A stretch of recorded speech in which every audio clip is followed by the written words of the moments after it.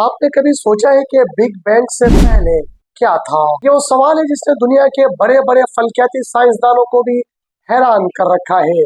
Science हमें यह बताती है कि इस कायनात का वजूद बिग बैंग से हुआ, लेकिन हैरत की बात यह है कि सिर्फ बिग बैंग की वजह से कायनात ही वजूद में नहीं आई, बल्कि टाइम और स्पेस भी बिग बैंग की वजह से ही वजूद में आया। अगर वक्त ही बिग बैंग से शुरू होता है, यानी बिग बैंग के बाद ही वक्त की, कायनात की और स्पेस की जिंदगी की शुरुआत होती है, तो इससे पहले का सवाल ही पैदा नहीं होता। साइंसदानों के मुताबिक बिग बैंग से पहले ये कायनात एक छोटे से नुक्ते में कैद थी, जिसे सिंगुलैरिटी कहा जाता है। एक ऐसा मकाम था जहां ना जगह थी और ना ही वक्त था, बल्कि सिर्फ और सिर्फ एनर्जी और कसाफत थी।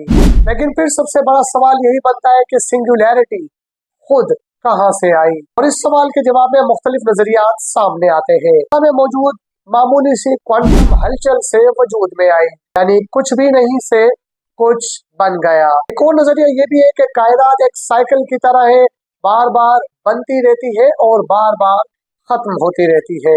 एक कायनात खत्म होती है, दूसरी कायनात शुरू हो जाती है। एक और दिलचस्प ख्याल ये भी है कि हमारी कायनात अकेली नहीं, बल्कि एक बहुत बड़ी मल्टीवर्स कायनात का हिस्सा है, जहां बेशुमार कायनातें मौजूद हो सकती हैं। हर कायनात के लिए अपने कवानीन और अपनी हकीकत मौजूद हो सकती है। स्टीफन हॉकिंग जैसे कुछ साइंसदान ये भी कहते हैं कि कायनात में बिग बैंग से पहले कुछ भी नहीं था, पहले का तस्वुर ही मौजूद नहीं है। इनके मुताबिक पहले का वर्ड वक्त के साथ इस्तेमाल होता है, और वक्त और खला सिर्फ और सिर्फ बिग बैंग के साथ ही वजूद में आए, लिहाजा पहले का कोई तस्वुर ही नहीं। इंसान अब भी इस कायनात के आखिरी कोने को तलाश करने की जिद्दोजहद में लगा हुआ है।